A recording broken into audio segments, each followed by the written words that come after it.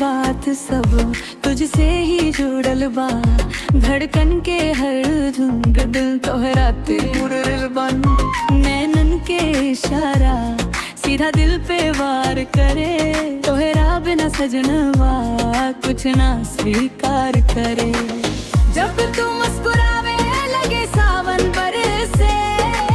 दिलवा के हर कोना बस तोहरे में तरसे।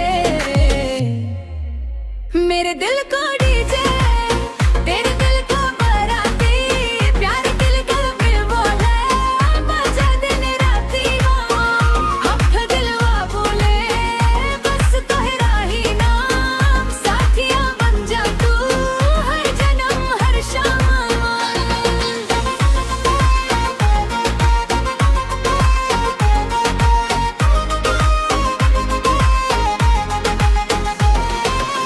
समय मारे भागे जब तू साथ हो जाला।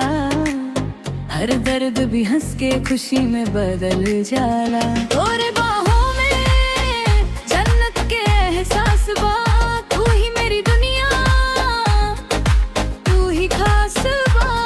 यो दिल के डीजे बजा प्यार के ट्रैक। तोहरे बिना लाइफ हो जाला ब्लैक। सूरज भोजपुरिया बोले दिल से बात। तू ही क्वीन तू ही मेरी हर रात हर रात। मेरे दिल को डीजे तेरे दिल का बराती। नाचे दिल बाबले शहनाई साथी। सोचे सोच दुनिया गावे प्यार के गीत।